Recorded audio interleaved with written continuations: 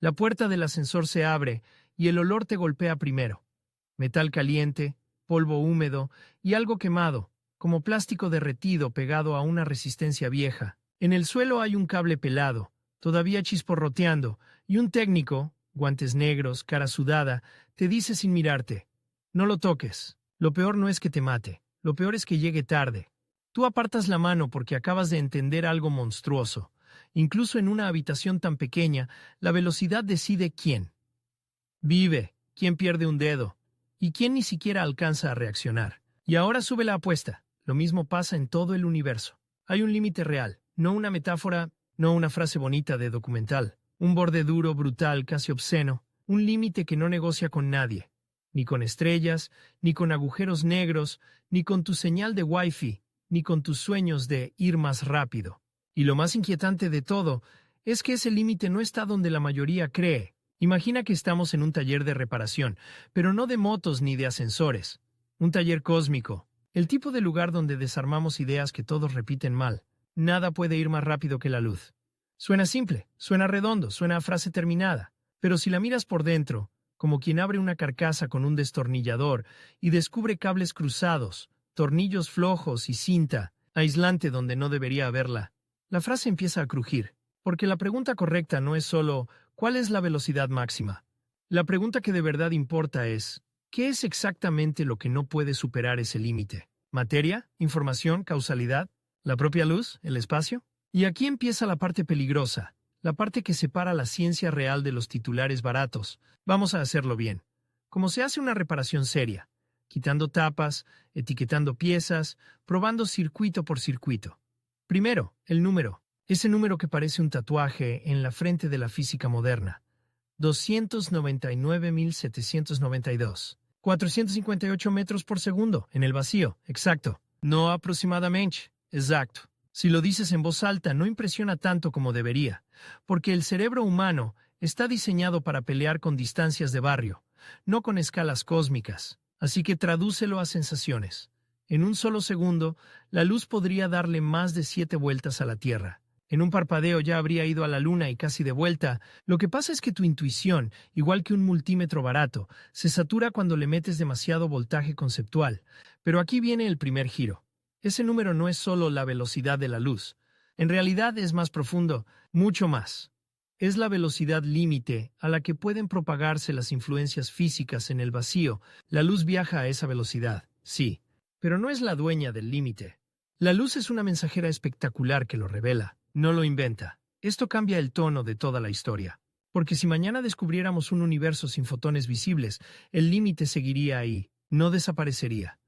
Sería como quitar el velocímetro de una máquina.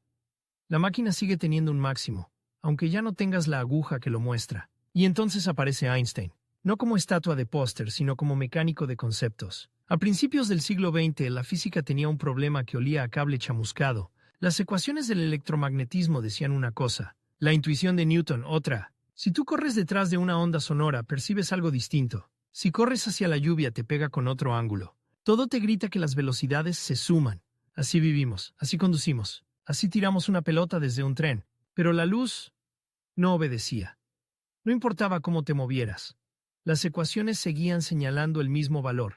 La mayoría habría intentado parchar el problema.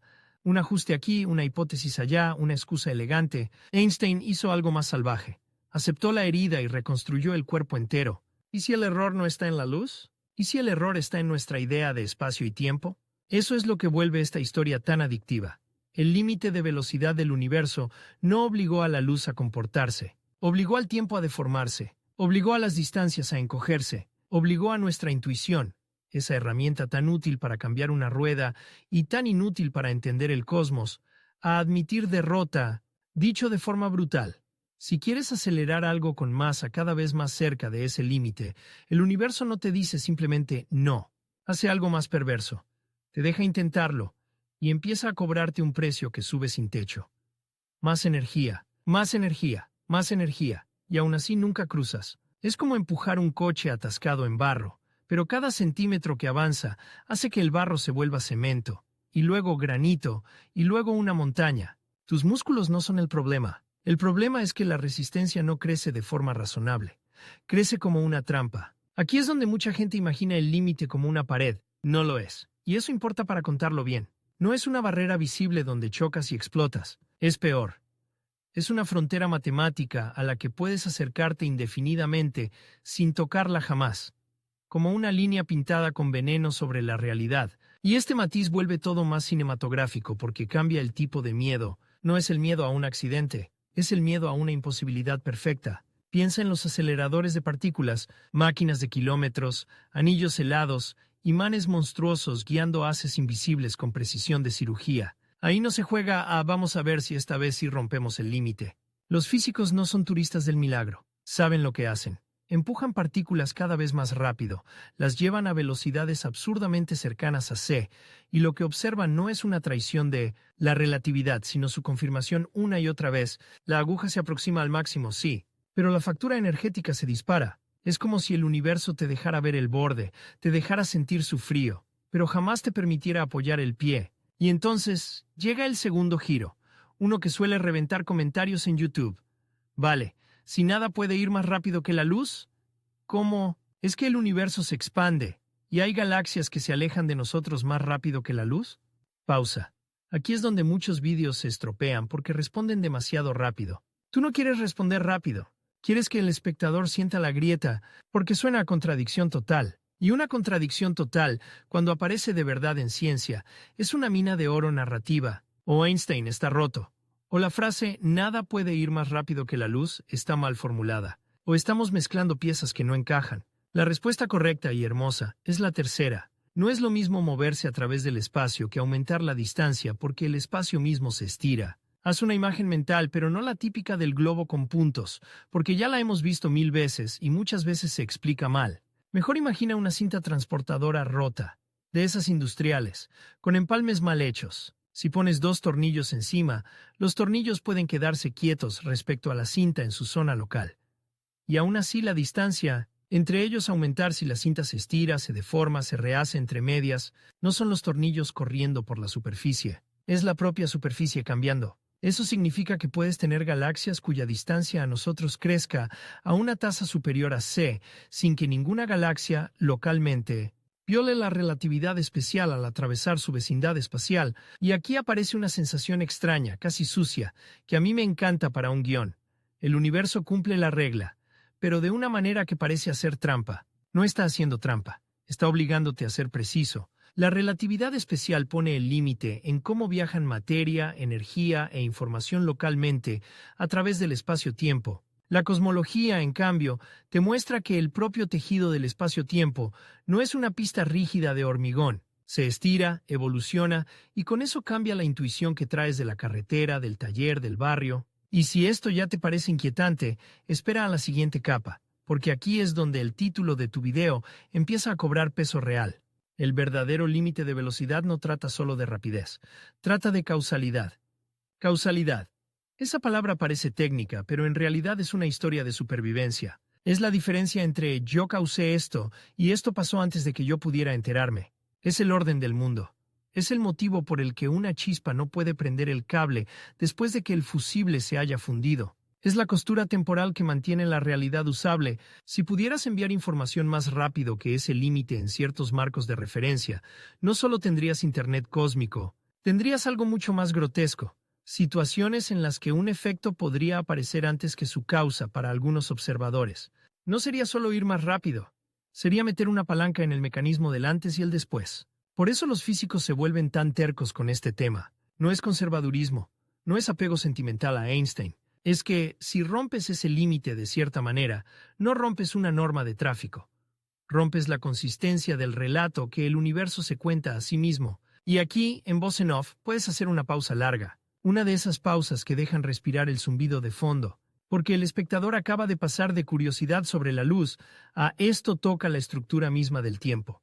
Ahora, quiero que imagines una escena imposible pero útil. Un taller nocturno, una mesa de acero. Sobre la mesa 3 objetos, un reloj, una linterna y una llave inglesa. Todo parece normal hasta que empiezas a mover el reloj a velocidades absurdas. El reloj no finge, no miente. Su tiempo propio cambia respecto al tuyo. La linterna sigue lanzando luz a C para ambos. Y la llave inglesa La más terrestre de las tres cosas se convierte de repente en un recordatorio de que nuestra experiencia cotidiana no es la regla general del universo. Es apenas un caso especial, una zona tranquila donde las velocidades son ridículamente pequeñas comparadas con el límite. Esa es una de las grandes humillaciones hermosas de la física. Vivimos en un régimen tan lento que confundimos nuestra costumbre con ley universal, y sin embargo, incluso aquí, en lo cotidiano, el límite está trabajando. En tu GPS, por ejemplo, si no corrigieras efectos relativistas, la precisión se degradaría. Los satélites no son demasiado rápidos en términos cósmicos, pero sí lo bastante rápidos, y están en un campo gravitatorio lo bastante distinto como para que el tiempo no pase exactamente igual que en tu muñeca. Lo que para mucha gente es ciencia de museo, en realidad está metido en la logística diaria de llegar a casa sin perderte en una rotonda. Eso vuelve esta historia todavía más potente para un público general. El límite de velocidad del universo no vive solo en explosiones, de supernovas y jets relativistas. Vive en tecnologías normales, vive en sincronización, vive en retrasos, vive en la idea de que toda comunicación cuesta tiempo, aunque ese costo a veces sea tan pequeño que la biología lo desprecia. Y aquí, justo cuando uno cree haber entendido la regla, la narración puede retorcerse otra vez, porque decir "la luz marca el límite" también es engañoso por otra razón. La luz en materiales no siempre va a esa velocidad. En vidrio, agua, fibra óptica, disminuye muchísimo comparada con C. De ahí salen titulares malos como "han superado la velocidad de la luz", cuando en realidad lo que se superó fue la velocidad de la luz en ese medio, no en el vacío. Y superar esa velocidad local del medio no solo es posible, produce fenómenos reales, espectaculares, casi fantasmales, como una especie de boom luminoso. La radiación de Cherenkov, cuando una partícula cargada atraviesa un medio más rápido que la luz, puede propagarse en ese medio. Visualmente es oro puro, un resplandor azul eléctrico, como si el agua estuviera poseída por una corriente fría. Parece ciencia ficción, es física legítima, pero ojo con el veneno narrativo. Si lo cuentas mal, le das al espectador una falsa victoria contra el límite universal. Y no, aquí el universo vuelve a ganar por precisión. Sí, puedes ir más rápido que la luz en agua. No puedes mandar información local en el vacío por encima de C y salirte ileso de la causalidad. Esta distinción, medio versus vacío, señal versus apariencia, local versus global, es donde se separa el contenido superficial del contenido memorable. Y tú quieres lo memorable. Quieres que quien vea tu video no salga diciendo "aprendí un dato", sino "mi intuición estaba montada al revés". Eso exige una estructura que no solo informe, sino que aumente tensión. Y la tensión aquí nace de una promesa. Cuanto más afinamos la pregunta, más raro se vuelve el universo. Así que volvamos al corazón del título, pero con bisturí. ¿Dónde está el verdadero límite de velocidad en el universo? No está allá afuera como una muralla invisible entre planetas. No está solo en los fotones. No está solo en un número escrito en un libro de texto. Está en la geometría del espacio-tiempo. Está en la forma en que el universo protege el orden causal de los eventos. Está en la imposibilidad de que una influencia física útil cruce cierto borde local sin romper la coherencia temporal.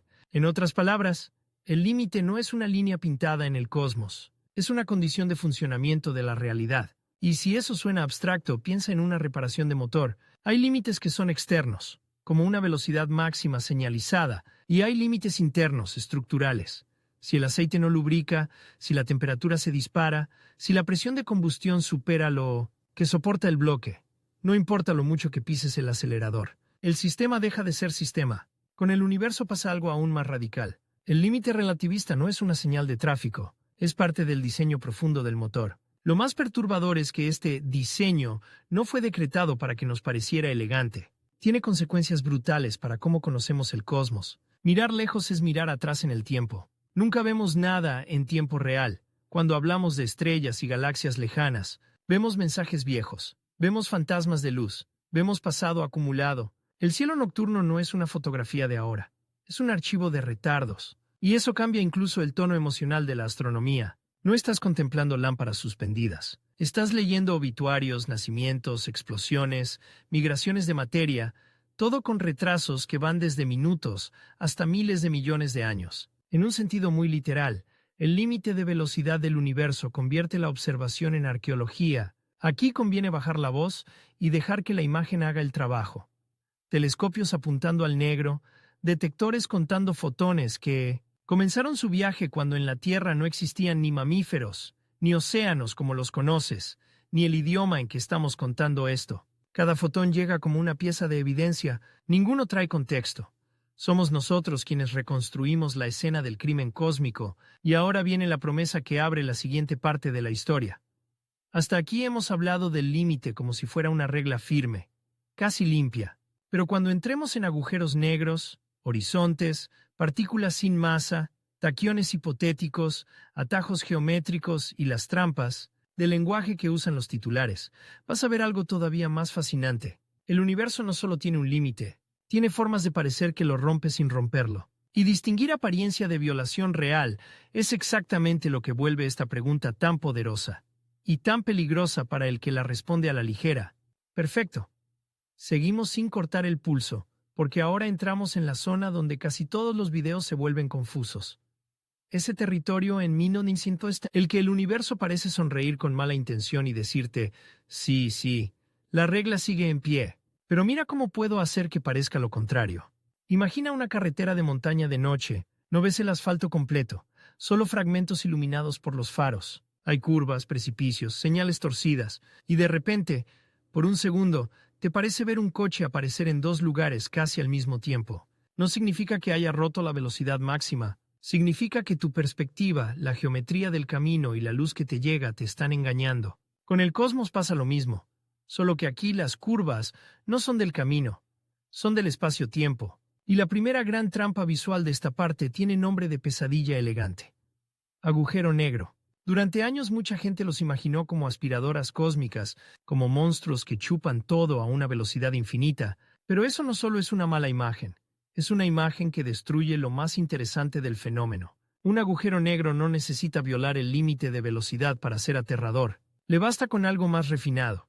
Reconfigurar la geometría de tal forma que, dentro de cierta frontera, todos los futuros posibles apuntan hacia adentro. Esa frontera es el horizonte de sucesos. Y escucha esto con cuidado, porque aquí está uno de los giros narrativos más potentes de todo el tema.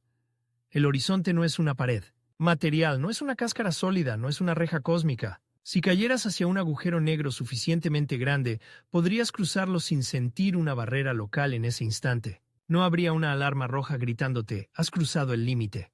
Y sin embargo, después de ese cruce, la estructura causal del espacio-tiempo cambia de forma tan brutal que salir deja de ser una opción, no porque te falte motor, sino porque afuera deja de ser un futuro alcanzable. Es una idea profundamente incómoda. No te atrapa una fuerza como una mano, te atrapa la dirección permitida del tiempo. Esto conecta directamente con nuestra pregunta sobre el verdadero límite de velocidad, porque el límite relativista no dice, puedes escapar de cualquier sitio si eres lo bastante rápido.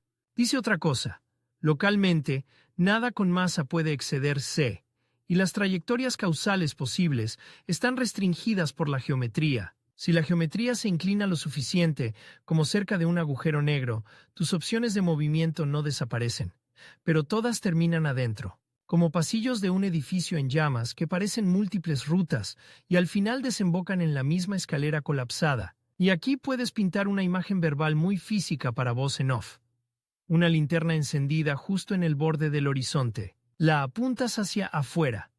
Desde tu perspectiva local, la luz sale a C, como siempre.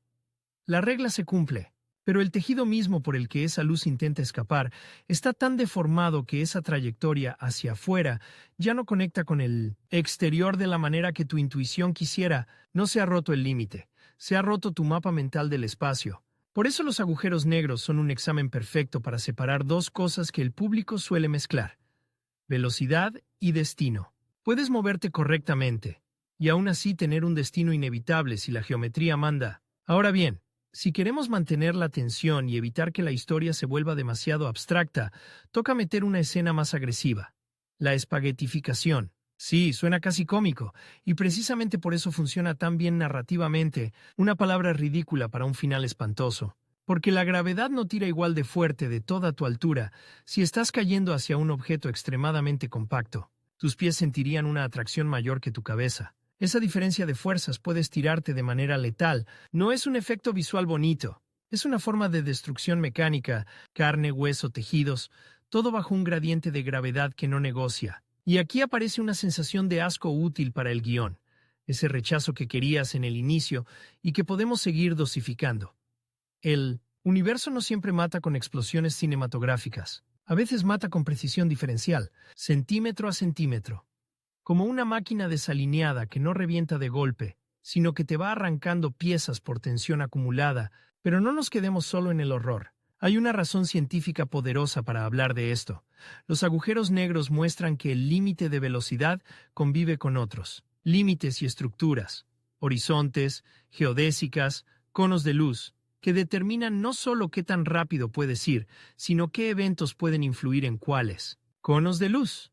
Otro concepto que suena técnico y que, bien contado, es visualmente extraordinario. Imagina que cada instante de tu vida genera un abanico de futuros posibles. El borde de ese abanico está trazado por señales que viajan exactamente a C. Dentro del abanico, cosas que podrían ser alcanzadas por algo más lento que la luz. Fuera del abanico, regiones que no puedes afectar todavía sin violar causalidad. Ese cono no es decoración matemática. Es el contorno de tu alcance causal, tu huella de influencia permitida. Ahora imagina millones de esos conos, uno por cada evento en el universo, inclinándose, deformándose, retorciéndose cerca de masas enormes. De repente entiendes algo casi cinematográfico.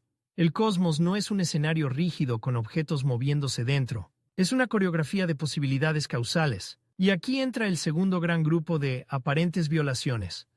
Cosas que parecen viajar más rápido que la luz, pero no llevan información de la forma que importa. Primero, las sombras. Sí, sombras. Una sombra puede recorrer una superficie a velocidad aparente mayor que c si montas la geometría adecuada y mueves una fuente de luz a gran distancia. Lo mismo un punto láser sobre la luna, si lo barres rápidamente.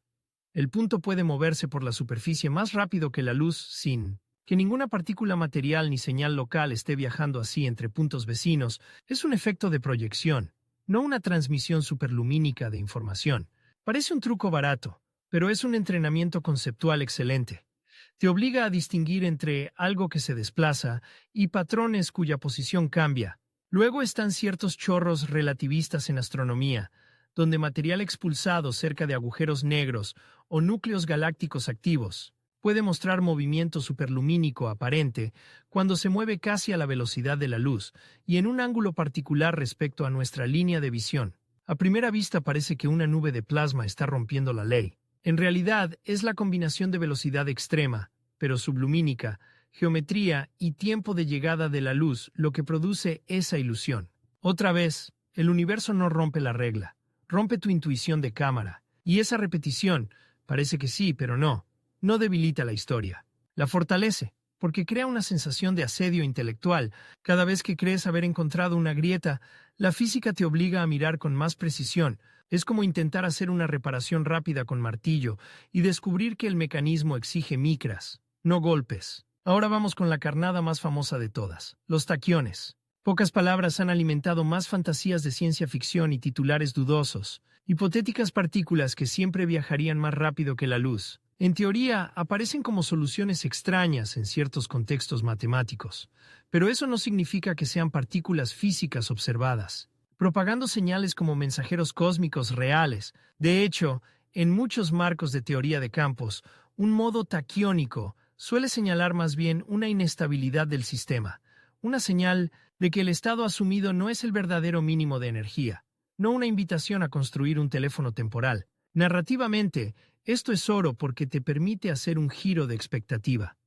Lo que parecía una puerta hacia el viaje superlumínico resulta ser, en muchos casos, una alarma de modelo mal asentado, como encontrar una lectura absurda en un osciloscopio y emocionarte pensando que descubriste una nueva física, hasta que notas que la sonda está mal conectada. Eso sí, aquí conviene hablar con honestidad y sin matar la magia. La física teórica explora posibilidades extremas todo el tiempo. No porque todo valga, sino porque empujar las ecuaciones hasta sus límites revela qué estructura es robusta y qué parte es un artefacto del modelo. El problema no es imaginar, el problema es vender imaginación como hallazgo. Y justo cuando el espectador empieza a pensar, entonces ya está todo cerrado, no hay nada más, llega una de las piezas más fascinantes y peligrosas del tablero. el entrelazamiento cuántico. Aquí es donde muchos guiones se descarrilan por completo, porque el entrelazamiento produce correlaciones entre sistemas distantes de una manera que se siente instantánea, casi obscena para nuestra intuición clásica. Mides una partícula aquí, y el sistema correlacionado allá muestra una relación inmediata en las estadísticas. Eso suena, para oído no entrenado, como una violación frontal del límite de velocidad. Pero la clave, la pieza que salva causalidad, es que esas correlaciones, por sí solas, no te permiten enviar un mensaje controlado más rápido que la luz. No puedes codificar hola en una medición local y hacer que el otro lado lo reciba sin un canal clásico adicional. Hay rareza. Hay no localidad en el sentido de correlaciones. Hay una herida profunda en la intuición clásica, pero no hay una línea directa para mandar información utilizable y ganar una carrera a C. Y esto es narrativamente delicioso, porque produce un estado emocional mixto. Fascinación y frustración.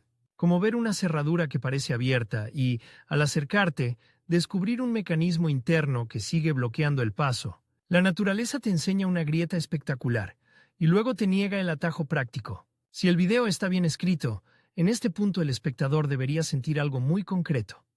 Que el límite de velocidad del universo no es una simple prohibición, sino una red de coherencias entre relatividad, causalidad y estructura de las teorías físicas, y que cada fenómeno extraño no es una excepción gratuita, sino una prueba de estrés para esa red.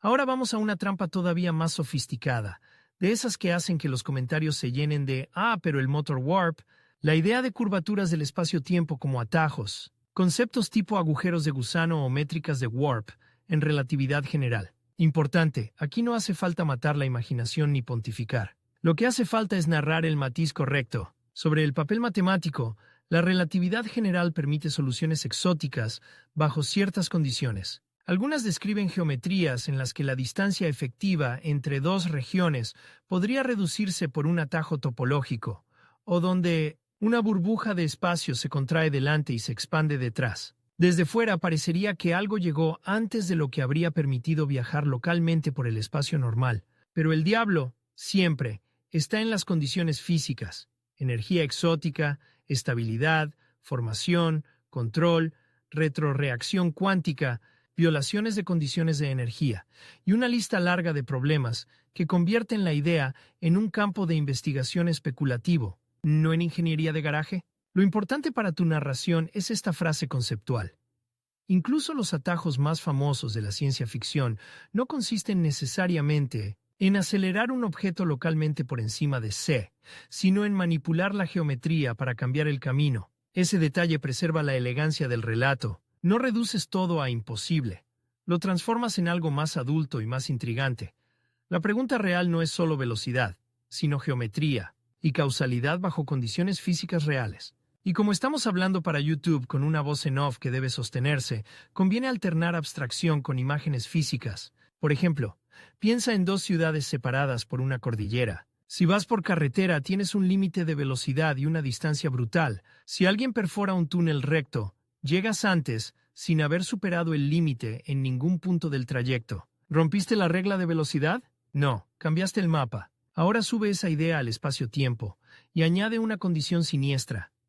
Tal vez el túnel exige materiales que no sabemos si pueden existir en cantidades estables. Tal vez colapsa al intentar usarlo. Tal vez la propia mecánica cuántica lo sabotea. La fantasía no muere. Se vuelve técnica, peligrosa, difícil, y por eso más interesante. En este punto, la tensión de la historia puede subir con un giro emocional. Mostrar que el verdadero enemigo no es la falta de potencia, sino la falta de permiso causal. A la mente humana le gusta creer que todo obstáculo es cuestión de más energía, mejor motor, materiales más resistentes. Hemos conquistado montañas, océanos, la atmósfera. Estamos acostumbrados a que los límites caigan, y aquí el universo te humilla con una regla distinta. No importa cuánto empujes. Si la estructura causal lo prohíbe, no es un problema de ingeniería lineal. Eso duele. Y precisamente por eso atrapa, porque pone al espectador frente a una frontera filosófica camuflada de física. ¿Hay límites que no son temporales ni tecnológicos, sino constitutivos? ¿Hay cosas que no estamos aún haciendo, sino cosas que el universo no deja hacer de esa manera? Y ahora viene otro twist poderoso. Aunque no podamos superar C localmente con materia o señales, sí podemos explorar los efectos de vivir cerca de ese límite. Y eso ya transforma radicalmente la experiencia del tiempo. En viajes relativistas, para quien viaja, el tiempo propio puede transcurrir más lentamente respecto a quienes se quedan. Esto no es solo una curiosidad, es una grieta emocional en la narrativa de los viajes. Dos personas pueden separarse y reencontrarse con edades muy distintas sin que nadie haga trampa ni viaje al pasado en el sentido clásico. La relatividad convierte la velocidad en una herramienta de edición temporal parcial del futuro, no del pasado. Y esa distinción es vital, porque mucha gente entra al tema preguntando por velocidad y termina descubriendo que en realidad estaba preguntando por el tiempo. Ese desplazamiento de la pregunta de qué tan rápido, a qué orden de eventos y qué ritmos temporales son posibles, es una recompensa narrativa enorme. Le da al espectador la sensación de haber llegado a un nivel más profundo del problema. Y todavía nos falta ensuciarnos las manos con una pregunta que suele aparecer siempre. Una de esas que parecen inocentes y en realidad son dinamita conceptual. Si en el vacío la luz va a C, ¿qué pasa con el propio vacío? ¿Es de verdad nada? Excelente veneno para la siguiente subida de tensión. Porque cuando entramos en vacío cuántico, fluctuaciones, campos y la relación entre partículas y campos, la vieja imagen de espacio, vacío como caja hueca, empieza a pudrirse. Y con ello, también se afina nuestra comprensión de por qué C aparece como una constante estructural, y no solo como la velocidad de unos fotones. Ese es el punto al que vamos después. No solo que tiene límite, sino por qué el universo parece estar construido alrededor de ese límite de una manera tan profunda que emerge en ecuaciones, simetrías, campos, y hasta en la forma de definir nuestras unidades. Y ahí es donde la historia pasa de sorprendente a inquietante de verdad, porque una cosa es aceptar una regla, otra muy distinta es descubrir que la regla está cosida al tejido mismo del lenguaje con el que describimos la realidad. Bien, ahora entramos en la parte más peligrosa de toda la historia, porque aquí la pregunta deja de ser ¿qué cosas no pueden ir más rápido que la luz? Y se convierte en algo mucho más profundo, casi incómodo. ¿Por qué demonios el universo tiene ese límite en primer lugar? ¿Por qué ese número aparece una y otra vez como si estuviera soldado a las entrañas de la realidad? ¿Por qué no es simplemente una propiedad accidental de la luz, como el color de una llama o la densidad de un metal, sino una constante que reaparece en la estructura misma de las leyes físicas? Y para empezar a responder, hace falta destruir otra intuición cotidiana. La idea de que el vacío es nada, porque cuando oyes vacío, tu cerebro imagina una habitación sin muebles, una caja hueca, ausencia.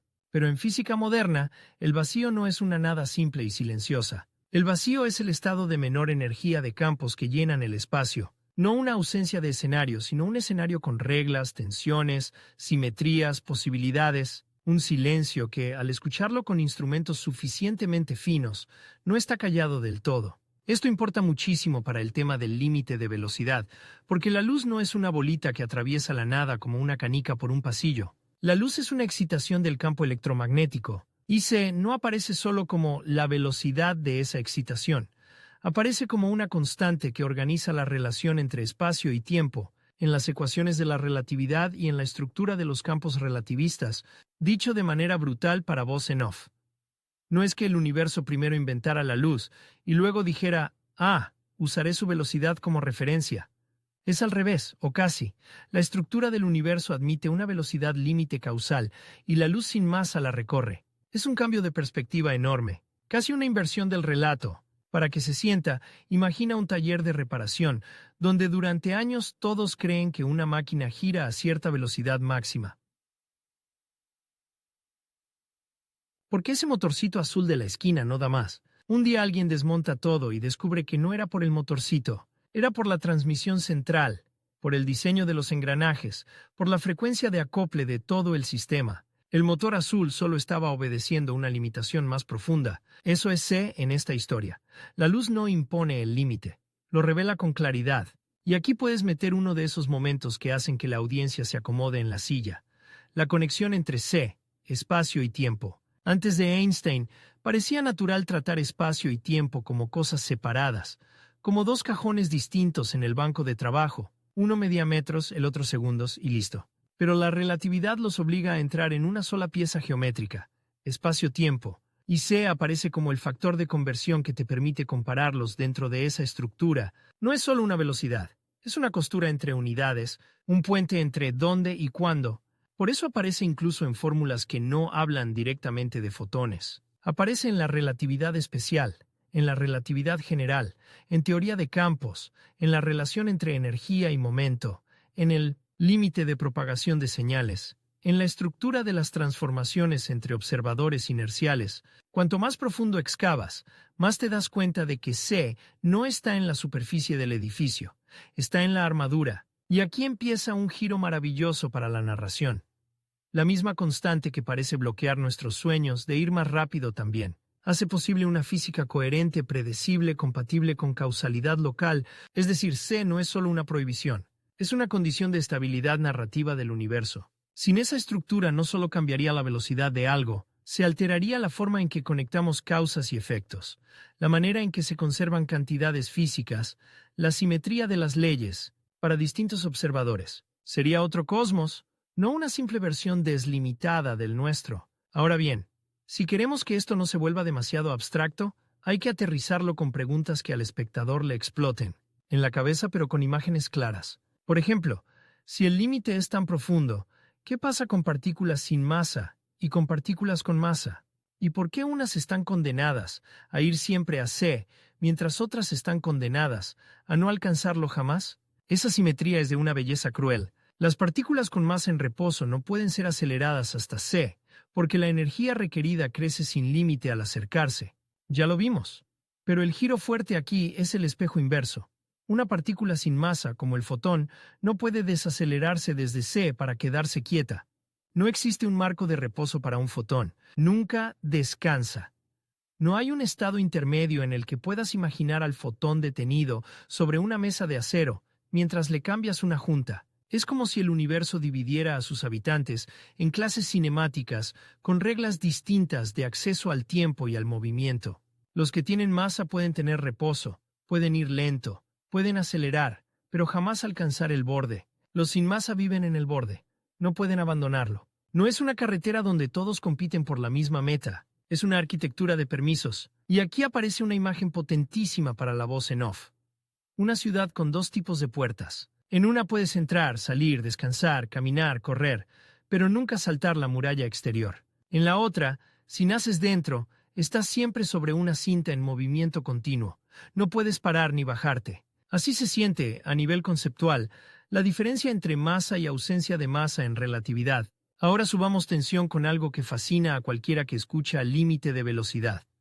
Energía. A la gente le encanta imaginar que velocidad y energía son la misma historia contada en dos idiomas, y a bajas velocidades más o menos funciona. Pero cerca de C, esa intuición se vuelve traicionera. La energía que metes deja de traducirse en aumentos intuitivos de velocidad. Se va a cambiar otras cosas. Momento, energía total, dinámica relativista. La velocidad se atasca cerca del techo mientras la energía sigue subiendo. Es una zona donde el acelerador responde, pero el velocímetro apenas se mueve. ¿Te das cuenta de lo incómodo que es esto psicológicamente? Estamos educados para creer que más esfuerzo produce progreso visible. Aquí más esfuerzo produce acercamientos cada vez menos perceptibles al límite. Es una lección física y casi existencial. Hay fronteras donde la curva de rendimiento se vuelve despiadada, y eso hace que la pregunta ¿por qué no construimos un motor suficientemente potente? Suene, en este contexto, como intentar abrir una caja fuerte con un martillo, cuando el problema real es que la cerradura no funciona, por fuerza bruta, sino por combinatoria y geometría. Ahora, vamos a meter un twist técnico-emocional que suele enganchar muchísimo. La unidad del metro está definida usando C. Este detalle parece burocrático, pero narrativamente es explosivo, porque muestra hasta qué punto esa constante dejó de ser algo que medimos, para convertirse en algo que usamos para definir cómo medimos. El metro, en términos modernos, está ligado a la distancia que recorre la luz en el vacío durante una fracción específica del segundo. O sea, el límite de velocidad del universo no solo vive en ecuaciones y estrellas, también se infiltró en la manera en que fabricamos nuestra regla. Es una imagen preciosa. La humanidad, incapaz de romper ese límite, termina usándolo como patrón para construir su sistema de medición. como un herrero que no puede doblar cierto metal y decide usarlo como referencia para calibrar todas sus herramientas. Aquí el tono puede volverse un poco más oscuro, más filosófico, sin perder ritmo. A veces el progreso científico no consiste en dominar una frontera, sino en reconocerla con tanta precisión que la conviertes en fundamento. Y cuando parece que ya hemos exprimido bastante el tema, aparece otra capa que vuelve todo más inquietante.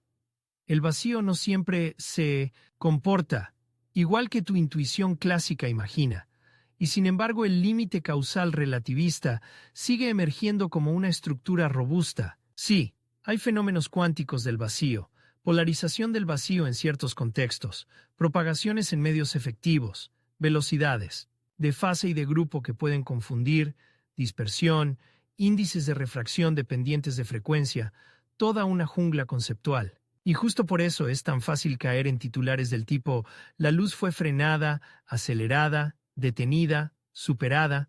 Algunos experimentos reales han manipulado pulsos luminosos de formas sorprendentes en medios especiales, produciendo velocidades de grupo muy raras, incluso superlumínicas en cierto sentido técnico, o desplazamientos del pico del pulso que engañan a la intuición. Pero otra vez, si miras qué cantidad transporta información nueva, cuál es el frente causal de la señal, cómo se preserva la consistencia relativista, la estructura profunda vuelve a cerrarse. Esto puede sonar repetitivo, pero en un buen guión esa repetición es intencional. Es el martilleo narrativo que construye una verdad emocional. El universo no se deja resumir por eslogans, pero tampoco se contradice gratis. Cada excepción aparente nos obliga a afinar la pregunta: ¿qué velocidad exactamente? ¿De fase, de grupo, de señal, de frente? ¿En qué medio? ¿Qué observador? ¿Qué geometría? ¿Qué información se transmite realmente? Y aquí puedes hacer una jugada preciosa de ritmo, una ráfaga de preguntas cortas, casi como golpes de llave inglesa sobre una bancada metálica, porque eso transmite una sensación de desmontaje serio, de que estamos reparando un concepto mal armado. Ahora, quiero llevar esta parte hacia una zona de mayor densidad dramática, el choque entre relatividad y gravedad cuántica, no para resolverlo. Nadie lo ha resuelto del todo de forma experimentalmente confirmada, sino para mostrar por qué la pregunta del límite de velocidad sigue viva en la frontera de la física. Porque sí, la relatividad especial y general han superado pruebas durísimas en sus dominios. Sí, C funciona como límite causal local con una precisión espectacular. Pero cuando intentamos describir regímenes extremos donde gravedad y mecánica cuántica deben convivir al mismo tiempo, singularidades, a primeros instantes del cosmos, escalas cercanas a la de Planck, sabemos que nuestro mapa teórico está incompleto. Y eso no debilita el relato, lo electrifica, porque significa que el límite de velocidad no es solo una respuesta cerrada del libro escolar. Es también una puerta hacia preguntas, aún abiertas sobre la textura última del espacio-tiempo. ¿Es continuo hasta el infinito? ¿Emergente? ¿Tiene estructura discreta? ¿Cómo se preserva causalidad en una teoría cuántica completa de la gravedad? ¿Puede haber modificaciones efectivas en ciertas escalas sin romper la consistencia macroscópica que observamos? Ojo, aquí es clave no vender humo, no decir quizá mañana se rompa C, eso sería barato. Lo correcto, y mucho más interesante, es decir que incluso las teorías candidatas más serias, cuando se toman en serio, suelen pelear, precisamente por preservar una noción de causalidad y consistencia compatible con lo ya comprobado, no por dinamitarlo para ganar titulares. Ese matiz da madurez al guión. Le dice al espectador: la frontera no está en negar todo lo sabido, está en extenderlo sin traicionar la evidencia. Y como esto es para una narración que debe mantenerse viva, toca meter una imagen grande, casi de terror cósmico contenido. Imagina que el universo entero es una red inmensa de eventos conectados por posibilidades de influencia. Cada evento es un punto de soldadura, cada línea causal permitida, un cable. C no sería entonces la velocidad de una cosa, sino el ángulo máximo con el que esos cables pueden tenderse sin cortocircuitar el orden del tiempo. Si lo superas de la manera equivocada, no solo llegas antes, haces saltar la lógica del cableado. Esa imagen funciona porque conecta con la sensación física de reparación. Si cableas mal un sistema complejo, no falla un detalle, falla la coherencia completa. Y de pronto la pregunta del título deja de ser curiosidad astronómica para convertirse en una pregunta sobre la integridad del mundo. Ahora, otro twist que suele sorprender. En cierto sentido, el límite de velocidad también define qué significa simultáneo en relatividad. Esto es una bomba para la intuición clásica. En nuestra vida cotidiana actuamos como si la simultaneidad fuera universal. Pasó al mismo tiempo, parece una frase inocente. Pero cuando entra C como límite finito de propagación de información, la simultaneidad a distancia deja de ser absoluta. Depende del observador, de su estado de movimiento, de cómo sincronizas relojes. Lo que para uno es simultáneo, para otro puede no serlo si se mueven uno respecto del otro. Y aquí el guión puede pegar otro giro emocional filosófico. El límite de velocidad no solo restringe el movimiento, reorganiza el significado del presente. Eso sí que engancha, porque ya no estamos hablando de cohetes imposibles, sino de una noción tan íntima como ahora. El ahora lejano no es una losa universal independiente de cómo se transmite la información. Nuestro sentido de presente global es una comodidad local de criaturas lentas. Este punto, bien dicho, deja a la audiencia con una mezcla de vértigo y satisfacción.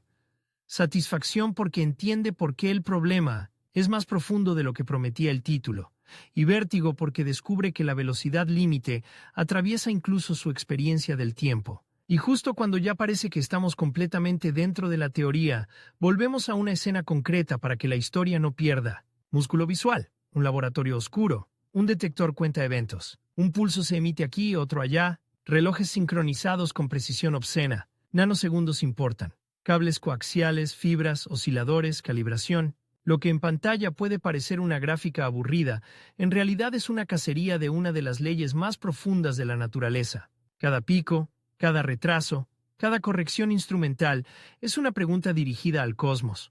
¿Sigues ahí? ¿Sigue intacta la costura causal? Y el cosmos, una y otra vez, responde con una consistencia casi insultante. Eso también es emocionante si se cuenta bien. No hace falta explosión para sentir tensión. Basta con entender que se está poniendo a prueba. Ahora estamos listos para la última gran subida de la historia, la parte en la que juntaremos todo.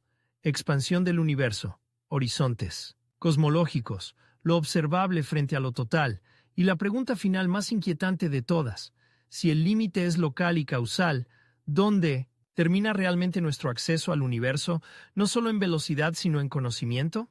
Porque aquí aparece una revelación que puede cerrar el video con una fuerza tremenda.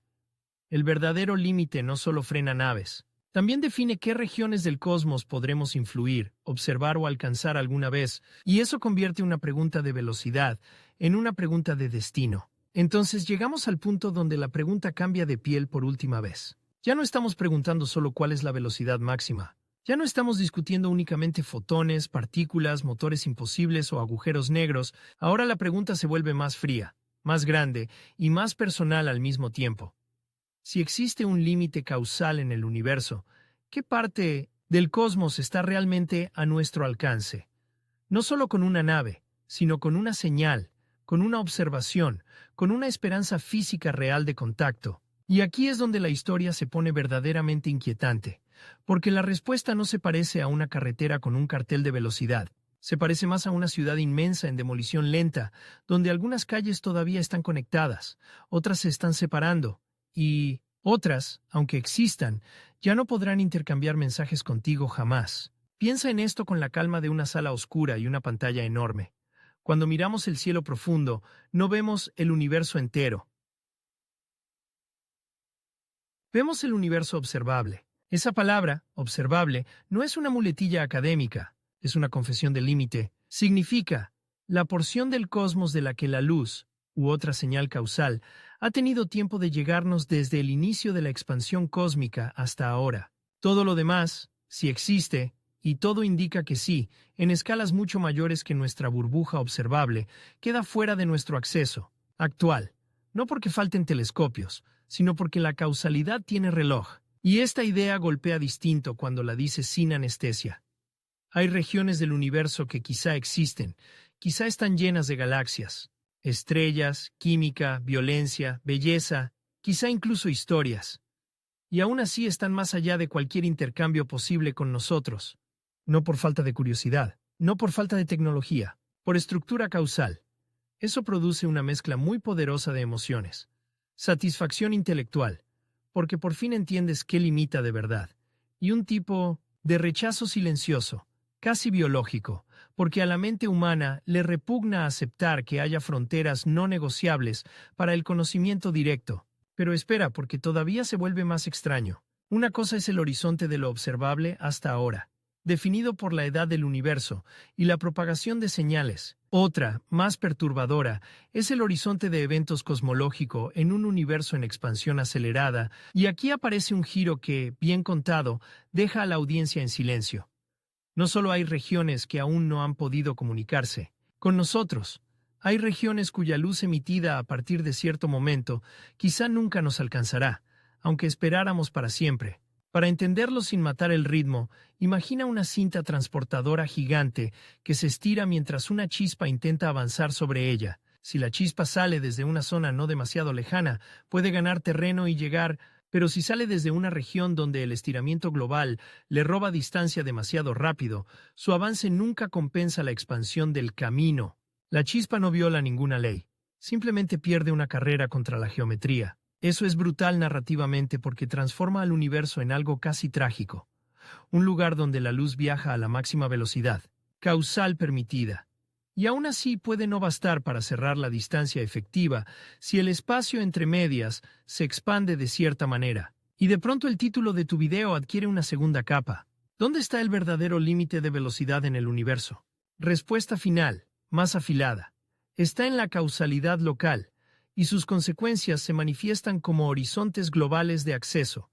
No solo limita el movimiento, no solo limita la señal, limita el mapa de lo que puede llegar a formar parte de nuestra historia causal. Hay algo casi obsceno en esa idea, y conviene decirlo con imágenes concretas. Imagina una civilización perfectísima en una galaxia absurdamente lejana. Supongamos que existen, que son brillantes, que construyen detectores, emiten señales, gritan su presencia con radio, láseres, neutrinos, lo que quieras. Si la geometría del universo y la expansión acelerada la sitúan más allá de cierto horizonte causal respecto a nosotros, puede que su grito jamás nos roce. No porque haya fallado, no porque el canal sea malo, porque nuestras historias nunca llegan a tocarse. Dos fuegos encendidos en la misma noche cósmica, dos inteligencias quizá posibles, y entre ellas, no vacío neutral, sino una separación causal irrevocable. Ese tipo de imagen se queda pegada en la memoria. Y eso es exactamente lo que quieres en una pieza de voz en off.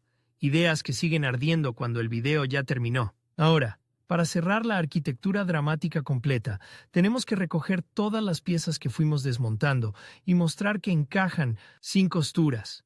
La luz, la relatividad, los agujeros negros, la expansión, los aparentes trucos superlumínicos, los medios materiales, la cuántica, los horizontes, todo apuntaba a una misma corrección del lenguaje, porque durante décadas, la frase «nada puede ir más rápido que la luz» funcionó como una especie de martillazo pedagógico. Útil, sí, pero tosco. Y cuando algo es tosco, tarde o temprano se rompe contra los matices. Lo que tú estás construyendo en este video es una versión mucho más precisa, mucho más poderosa y, paradójicamente, más cinematográfica. No existe transmisión causal local de información, materia o influencia física a través del espacio-tiempo por encima de cierta velocidad límite en el vacío. La luz la recorre, la materia con masa no la alcanza. La geometría del espacio-tiempo puede deformar distancias y horizontes de forma que aparezcan efectos sorprendentes sin violar esa estructura local. Y el precio de esa regla es enorme. Define qué podemos ver, tocar, sincronizar, alcanzar y hasta qué significa antes y después. Eso no es un dato, eso es un marco para entender el universo. Y aquí llega un momento precioso para la narración, convertir la aparente frustración en una victoria intelectual, porque sí, a primera vista parece decepcionante que exista un límite imposible de superar.